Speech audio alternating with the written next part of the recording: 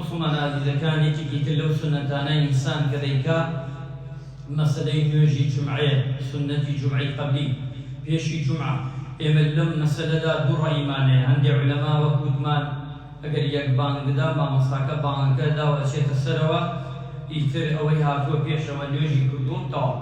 و هەندێک کە دوو بانگە لە نێوانی دوو بانگەکە چونکە پێغەمبەرگیانە فەرمی عەلەیهی السەڵاتو وەسەلام بەینە کولی ئاذانەی ئەسسەلات، حەدیثەکەمان سەحیحە، ئەفەرمێت لە نێوانی هەردوو بانگێکدا نوێژەکەیە، تا هەر چ کاتێک دوو بانگ بوو لە نێوانی ئەتوانی نوێژە بکەیت.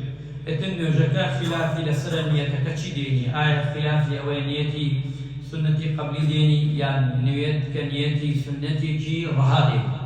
سەحابە هاتوونەتە جومعە نوێژیان کردووە تا پێغەمبەری خوا عەلەیهی السەڵاتو وەسەلام وتێتی ئەسسەلامو عەلەیکوم وەڕەحمەتوڵڵاه، هەتا سەلامبوونی پێغەمبەرگیان عەلەیهی السەڵاتو وەسەلام نوێژیان کردووە هەتا نوێژەکە ئەتوانی بکەیت.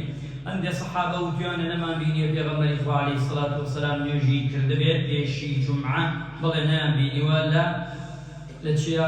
لە مزگەوتە. بەڵام ئیمامی شافعی ئەوە کاتە بەڵگا ئەفەرمێ پێغەمبەری خوا عەلەیهی السەڵاتو وەسەلام وتاری خوێندنەوە، پیاوێ هاتە ژوورەوە کە هاتە ژوورەوە دانیشت، کە کەس نای وتارەکە، پێغەمبەری خوا فەرمووی هەستە دامەنیشە دوور کات نوێژ بکە ئەمجا دانیشە.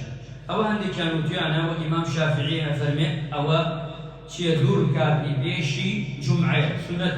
هەندێکیان شتیانە تەحیەت المەسجدە، کەواتە ئەمە شتێکی خلافیە. هەر مسلمانێک هەر برای عەزیزێک کردی ئەمە کابرا بیدعەتی نییە، هەر کەسێکشی نەیکرد سنەتچی نییە.